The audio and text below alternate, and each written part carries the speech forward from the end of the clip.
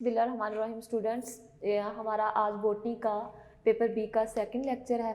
और paper B जैसा कि आपको पता ही है, प्लांट सिस्टमेटिक और टैक्सोनॉमी डेवलपमेंट में हम इसको स्टडी आउट कर रहे हैं। ठीक है, तो हमने पहले चैप्टर में सिस्टमेटिक को डिस्क्राइब किया था कि सिस्टमेटिक क्या होती है, सिस्टमेटिक का स्कोप क्या होता है और किस बेस पे सिस्टमेटिक की गई। देन हम पढ़ते हैं कि classification, that is the second chapter of this book, classification. और आपको बहुत अच्छे से पता है कि क्लासिफिकेशन क्या होती है। क्लासिफिकेशन में हम क्या करते हैं, ऑर्गेनिज्म को ग्रुप आउट करते हैं, ग्रुपिंग करते हैं ऑर्गेनिज्म को। ठीक है, तो हमने इसके फर्स्ट लेक्चर में यही डिस्कस किया था कि क्लासिफिकेशन की डेफिनेशन को डिफाइन किया था। क्लासिफिकेशन होती क्या, क्लासिफिकेशन में हम करते क्या हैं, ऑर्गेनिज्म को ग्रुप आउट करते हैं। और कैसे ग्रुपिंग करते हैं, उनके सिमिलरिटीज़ डिसिमिलरिटीज़ कैरेक्टर के बेस पर, और देन हम उसकी एवोल्यूशनरी हिस्ट्री के बारे को बेस रखते हुए उसको क्लासीफाई करते हैं। यानी कि ये प्लांट कितने साल पुराना है या ये ऑर्गेनिज्म कितने साल पुराना है, उसमें हम उसका जेनेटिक डीएनए स्ट्रक्चर, डीएनए को रीड आउट नोट करके उसको क्या करते हैं, क्लासीफाई करते हैं। ठीक है, तो ये क्लासिफिकेशन की डेफिनेशन है। फिर हमने इसके स्कोप के बारे में पढ़ा, हिस्ट्री के बारे में पढ़ा कि ये क्लासिफिकेशन का जो वर्ड था ये किसके माइंड में सबसे पहले आया, कि ग्रुपिंग क्यों ज़रूरी थी, ग्रुपिंग ऑर्गेनिज्म की करना का एम क्या था, पर्पस क्या था और किस बेस पे ग्रुपिंग की गई थी। ठीक है, तो फर्स्ट लेक्चर में मैंने बहुत अच्छे से आपको डिटेल में बताया। तो जो आज का हमारा लेक्चर है उसमें हमने किसको डिस्कस करना है कि क्लासिफिकेशन, जिसमें ऑर्गेनिज्म को क्लासीफाई किया जाता है, उसके मेन जो बेसिक यूनिट हैं वो कौन कौन से हैं। जाहिर है ऑर्गेनिज्म को क्लासीफाई किया, ग्रुप आउट किया, तो उस ग्रुपिंग के रैंक भी बनाए होंगे, तो उसका रैंक को हम यूनिट बोलते हैं। तो वो स्पेसिफिक जो इंपॉर्टेंट यूनिट है वो कौन कौन से हैं, तो आज के लेक्चर में हम इसी को डिस्कस करेंगे डिटेल में। तो यहाँ पे जैसे कि मैंने इसका एक चार्ट बनाया हुआ है यूनिट ऑफ क्लासिफिकेशन का, तो इसके बेसिक जो यूनिट है ना, वो सबसे पहले जो इंपॉर्टेंट यूनिट है वो है स्पीशीज।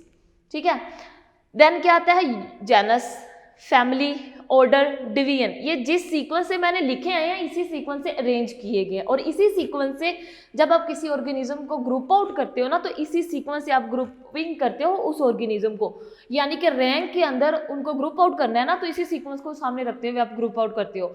यानी कि सबसे पहले उसकी स्पीशीज देखते हो कौन सी है, प्लांटी है। फॉर एग्जाम्पल मैं कॉर्न की एग्जाम्पल देती हूँ, ठीक है ना, जीमेस। ठीक, अगर स्पीशीज है, ठीक है, उसमें प्लांट कौन सा है, प्लांट है ना, तो फिर हम उसकी जेनस को पढ़ेंगे। देन स्पीशीज क्या बनाएगी, जेनस, जेनस किस में कन्वर्ट होगा, फैमिली, फैमिली किस में जाएगी, ऑर्डर, और ऑर्डर क्या बनाएगी, इसका large unit, that is the division है। ठीक है, इस डिवीजन को आप किंगडम का भी नाम दे सकते हो। तो वन बाय वन हम इनको यहाँ पे डिस्क्राइब करेंगे। तो सबसे पहले हमारा जो इंपॉर्टेंट यूनिट है ना, बेसिक यूनिट है इस क्लासिफिकेशन का, वो क्या है, स्पीशीज है। और आपको बहुत अच्छे से पता है कि स्पीशीज क्या होती है। स्पीशीज जाहिर है यूनिट किसका है, क्लासिफिकेशन का।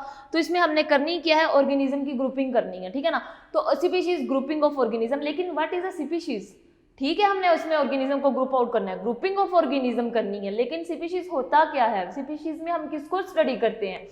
तो जैसा कि मैंने यहाँ पे लिखा हुआ है, morphologically similar, can interpret to each other. जो कि मार्फोलॉजिकली, मार्फोलॉजी क्या होती है, physically external appearance of any organism, any plant, वो बाहर से दिखने में एक जैसे दिखाई देते हैं, तो उनको हम क्या कर देते हैं, स्पीशीज बोल देते हैं। ठीक है, उसके बाद उन्होंने क्या कहा, क्या ये ऑर्गेनिज्म आपस में इंटरब्रीड करके अपने जैसा ऑफस्प्रिंग प्रोड्यूस कर सकते हैं, तो हम कहेंगे अगर इनमें ये कैरेक्टर प्रेजेंट है तो वो क्या है, स्पीशीज है। ठीक है, तो morphologically similar, can interbreed to each other, it's called species. ठीक, देन हम इसमें क्या करते हैं, ऑर्गेनिज्म को ग्रुप करते हैं। लेकिन सबसे पहले जो स्पीशीज की डेसिग्नेशन थी ना, कहाँ से इसको ओरिजिनेट किया गया, कहाँ से इसको नाम दिया गया और कहाँ पे इसको क्लासीफाई का यूनिट बनाया गया, ये क्या थी, टैक्सोनॉमी।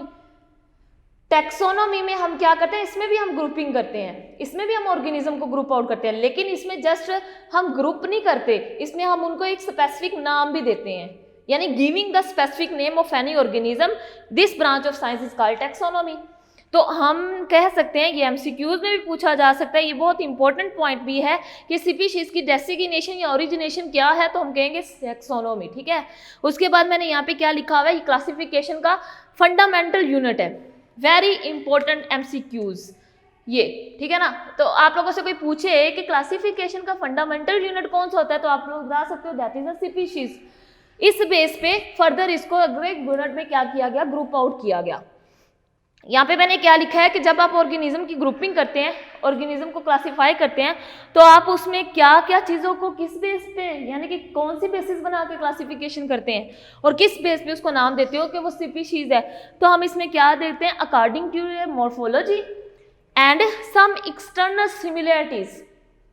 मॉर्फोलॉजी भी क्या होती है, एक्सटर्नल अपीयरेंस होती है। लाइक जैसे हमने किसी प्लांट को ग्रुप आउट करना है तो हम उसके एक्सटर्नल कैरेक्टर देखेंगे। प्लांट के जैसे पार्ट है, स्टेम, रूट, लीव्स, तो हम क्या करेंगे, लीव की शेप एक जैसी मिल रही है तो मैं उसको एक ग्रुप में रख दूंगी।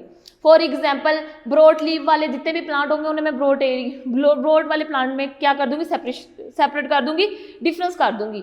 और जो कि बिल्कुल नीडल लाइक होते हैं, लाइक इसमें आप लोग देख सकते हो तमाम जिम्नोस्पर्मिक प्लांट जो होते हैं, लाइक साइकस, पाइनस, चीड़ का, स्नोबर के जो पौधे होते हैं उनके लीव होते हैं नीडल की तरह होते हैं। नीडल नाम क्यों दिया गया, क्योंकि वो सुई की नोक की तरह से बिल्कुल बारीक होते हैं, ठीक है, ब्रॉड नहीं होते। तो उनको मैं क्या कर दूंगी, ब्रॉड लीव से सेपरेट कर दूंगी। इसमें मैंने क्या रखा है, कैरेक्टर कौन सा रखा है, leave.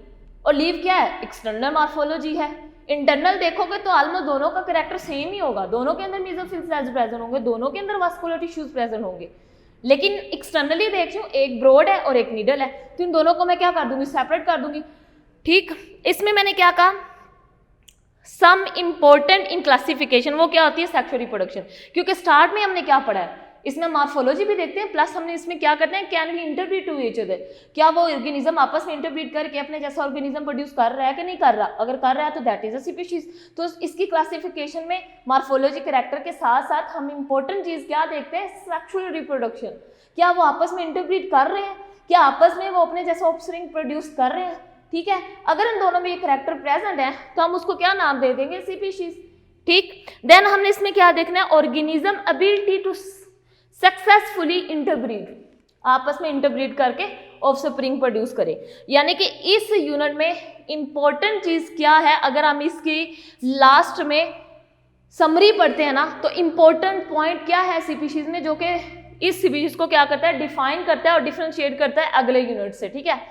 Organism of single species can meet and produced offspring, यानी कि एक सिंगल स्पीशीज लाइक, मैं काऊ की एग्जांपल दूंगी, मैं मैंगो प्लांट की एग्जांपल दूंगी, मैं साइकस प्लांट की एग्जांपल दूंगी, तो वो साइकस प्लांट के साथ इंटरब्रीड करके अपने जैसा ऑफस्प्रिंग प्रोड्यूस करेगा, ठीक है ना।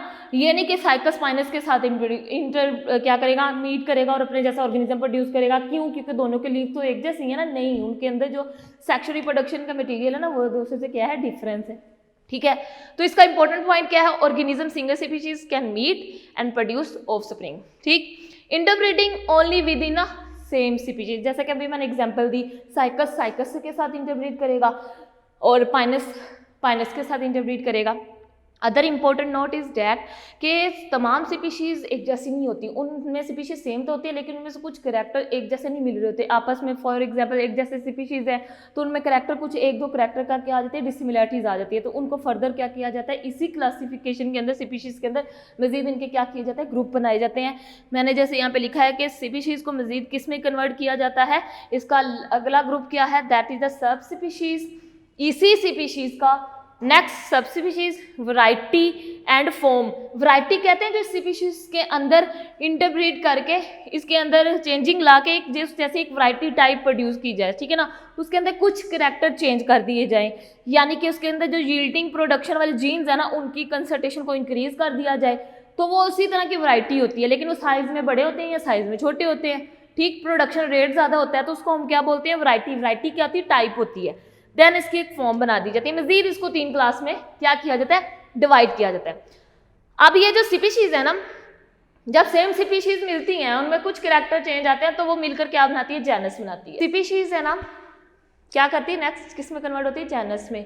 मैंने जैसे यहाँ पे लिखा हुआ है, species are grouped together into an other group is the genus. बहुत सी स्पीशीज जब आपस में मिलती है तो एक ग्रुप बनाती हैं, ठीक है ना।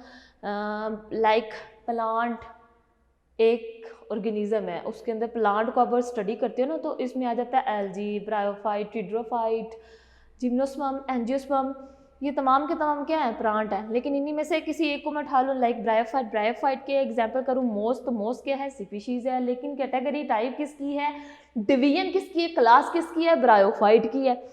तो उसको यानी कि जब 2 सेम स्पीशीज ब्रायोफाइट हीटेरोफाइट मिल गए ना तो मिलकर एक जेनस बनाती हैं, ठीक है ना, जिसमें species are group together in another group that is a genus. इसमें हम क्या करते हैं, जो स्पीशीज रखी जाती है ना सेम एक ग्रुप में रखी जाती है, एक जेनस में रखी जाती है, तो वो ऐसे ही नहीं रखी जाती। पहले उसका हम लोग पढ़ते हैं कि ये इसका फाइलोजेनेटिक मैनर्स क्या है। फाइलोजेनेटिक मैनर्स मैंने लेक्चर 1 में भी आपको बताया था, अगेन मैं बताती चली जाती हूँ। हमने ना फाइलोजेनेटिक मैनर में क्या करना होता है, उसका डीएनए स्ट्रक्चर देखना होता है, प्लस हमने एवोल्यूशनरी हिस्ट्री देखनी होती है। एवोल्यूशनरी हिस्ट्री क्या होती है, फाइलेटिक लीनिएज। फाइलेटिक लीनिएज क्या होता है, इसमें ना एरा होते हैं, जियोलॉजिकल एराज उनको बोलते हैं, जिस बेस पे ऑर्गेनिज्म को क्या किया जाता है, क्लासीफाई किया जाता है, और उनको ना उन एरा के मुताबिक उनको फर्दर क्लासीफाई करके एक स्पेसिफिक नाम दिया जाता है। जैसे कि जियोलॉजिकल एरा में आप लोग ने बहुत से एरा पढ़े हैं, लेकिन इस lab for example fourth intermediate से आप लोग पढ़ के आ रहे हो सीनोजिक, मीजोजिक, पिट्रोजिक एरा। अब मैं उन एरा को सामने रखूंगी, उन दोनों में करैक्टर देखूंगी, अगर दोनों स्पीशीज के मिलते होंगे तो मैंने एक एरा में रख दूंगी। यानी कि मैंने क्या किया, उसकी एवोल्यूशनरी हिस्ट्री को डिस्कस किया। साइकस और पाइनस, और साइकस को अगर मैं ब्रायोफाइट है plant, sorry it's a gymnosperm, तो उससे मैं उसकी हिस्ट्री रीड आउट करूँ कि वो साल कितने, ये प्लांट कितने साल पुराना है, और अगर मैं ब्रायोफाइट हीटेरोफाइट प्लांट की हिस्ट्री रीड आउट करूँ तो वो कितने साल पुराना है। अगर इन दोनों प्लांट की हिस्ट्री सेम निकली, यानी कि दोनों के एरा सेम आए, तो इन दोनों को उठा के मैं एक ही जेनस में रख दूंगी, ठीक है ना। यानी कि इसमें हमने क्या पढ़ना है, फाइलोजेनेटिक मैनर को डिस्कस करना है, ठीक है। उसके बाद हमने उसको एक ही ग्रुप के अंदर क्या कर देना, प्लेस आउट कर देना है। उसके बाद यहाँ पे मैंने क्या लिखा हुआ है कि एक जेनस है ना, उसके अंदर एक स्पीशीज भी हो सकती है, एक से ज्यादा स्पीशीज भी हो सकती है, मोर देन 2 स्पीशीज भी हो सकती है। लाइक एक जेनस है, अगर उसके अंदर एक स्पीशीज है तो हम उसको क्या नाम देंगे, मोनोटाइपिक का नाम देंगे। एक जेनस के अंदर जरूरी नहीं कि एक ही स्पीशीज है, एक जेनस के अंदर एक से ज्यादा स्पीशीज भी आ सकती है। एक से ज्यादा स्पीशीज को हम एक ही जेनस, एक ही जेनर के अंदर ग्रुप आउट कर सकते हैं, ठीक हो गया। उसके बाद मैंने जो इम्पोर्टेंट चीज है ना, उसे मैंने रेड मार्क के साथ यहाँ पे क्या लिख दिया, रिमाइंडर कर दिया, ताकि आप सब उसको मेमोराइज करें। ये इम्पोर्टेंट चीज है, एमसीक्यू के लिए भी पूछी जा सकती है। मैंने यहाँ पे क्या लिखा है कि इस स्पीशीज के अंदर हमने क्या पढ़ा है, इसका फाइलोजेनेटिक मैनर्स को डिस्कस करते हैं, जेनेटिक मटेरियल की कंपोजिशन देखते हैं, उसके एरा को डिस्कस करते हैं, एवोल्यूशनरी हिस्ट्री को डिस्कस करते हैं, प्लस इन कैरेक्टर के बेसिस पर स्पीशीज को एक जेनस में रख दिया जाता है। फॉर एग्जांपल बहुत सी स्पीशीज अगर उनके कैरेक्टर एक से ज्यादा मिल रहे हैं, यानी कि इनके अंदर सिमिलरिटीज एक से ज्यादा आ रही है, तो वो मिलकर क्या बना देती है, फैमिली बना देती है। लाइक यहाँ पे जैसे कि मैंने लिखा हुआ है, whose species have more characteristic common to each other than which species of other genera। एक जेनरा के अंदर अगर एक से ज्यादा स्पीशीज की सिमिलरिटीज, उनके कैरेक्टर आपस में मिल रहे हैं ना, तो उन्हें मैं एक फैमिली में रखूंगी, यानी कि उस जेनस के तमाम स्पीशीज को मिलकर क्या बना देंगे, फैमिली बना देंगे, ठीक है ना। तो मैंने कॉमन फैमिली में रख दूंगी। लाइक आगे जेनस ने, जैसे मैंने भी बोला कि एक जेनस है ना, उसके अंदर एक से ज्यादा कैरेक्टर एक सेम आ रहे हैं, कॉमन आ रहे हैं, तो उन्हें उठा के मैं एक फैमिली में रख दूंगी, यानी कि जेनस मिलकर क्या बनाते हैं, फैमिली बनाते हैं। लेकिन जब हम फैमिली बनाते हैं ना, तो फैमिली में हम किन किन चीजों को पॉइंट आउट करते हैं। किसी जेनस की जब हम फैमिली बनाते हैं, स्पीशीज को फैमिली में कन्वर्ट करते हैं ना, तो हमें कौन कौन से पॉइंट सामने यानी कि रखने थे, जिस बेस पे हम इसकी क्लासिफिकेशन कर रहे हैं, ग्रुपिंग कर रहे हैं, फैमिली में बना रहे हैं इसको। तो जेनरा विद कॉमन कैरेक्टरिस्टिक, वो जेनरा के अंदर स्पीशीज है एक से ज्यादा, उन स्पीशीज के अंदर कैरेक्टर बहुत ज्यादा आपस में मिल रहे हैं ना, एक से ज्यादा, दो से ज्यादा उनकी मिल रही है, सिमिलरिटीज हो रही है, तो उन्हें हम क्या नाम दे देते हैं, फैमिली, ठीक। लेकिन जब हम फैमिली बनाते हैं ना, तो हम जस्ट उसके कैरेक्टर सिमिलर हैं तो भी फैमिली बना दें, नहीं। जब हम फैमिली बनाते हैं ना, तो सिमिलरिटीज कैरेक्टर के अंदर हम दो चीजों को बहुत पॉइंट आउट करते हैं। एक होती है रिप्रोडक्टिव स्ट्रक्चर, कैरेक्टर्स, फीचर्स, और एक होते हैं वेजिटेटिव फीचर्स।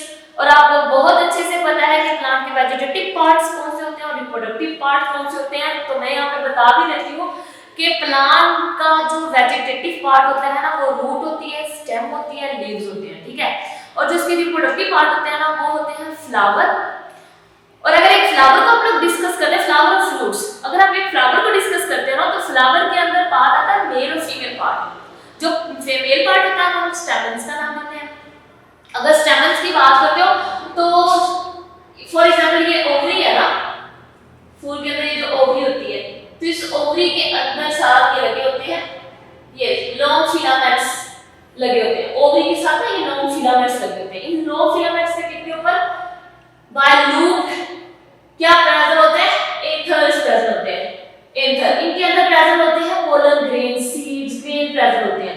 तो ये पार्ट क्या होता है, इसका मेल पार्ट होता है। इस मेल पार्ट को कलेक्टिव नाम दिया जाता है स्टेमन्स का, ठीक है। और ये जो ओवरी होती है ना, ओवरी ये वाली, ये ओवरी जिसका ये क्या है, स्टिग्मा है, ये इसका क्या है, स्टाइल है, और ये इसकी क्या है, ओवरी है। और इस ओवरी के अंदर क्या प्रेजेंट है, ओव्यूल या क्या प्रेजेंट है, एग प्रेजेंट है।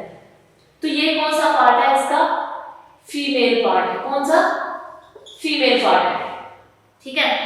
तो मैं आप जब क्लासिफिकेशन करूंगी ना, तो इन दोनों कैरेक्टर्स को भी मैं देखूंगी, ठीक, इन कैरेक्टर्स को भी मैं क्या करूंगी, देखूंगी, रिप्रोडक्टिव को भी और किसको, वेजिटेटिव को भी। रिप्रोडक्टिव में जब मैंने देखना है तो मैंने देखना स्टेमन्स कैसे हैं, नंबर ऑफ स्टेमन्स कितने हैं, और नंबर ऑफ ओवरीज कितने हैं, ओवरी सुपीरियर है कि इंफीरियर है, ठीक है। और फ्रूट की टाइप कितनी है, कितनी तरह के फ्रूट्स होते हैं, यानी कि इसके रिप्रोडक्टिव पार्ट है ना। और वेजिटेटिव में जैसे मैं क्या देखूंगी, लीव्स की शेप कैसी है, रूट की शेप कैसी है, स्टेम स्मूथ है, शाइनी है या स्पाइनी है, ठीक है, उसके ऊपर कांटे लगे हुए हैं, बिल्कुल स्मूथ है, शाइनी है। मैं बस इनको देखूंगी, अंदर इंटरनल स्ट्रक्चर नहीं देखूंगी।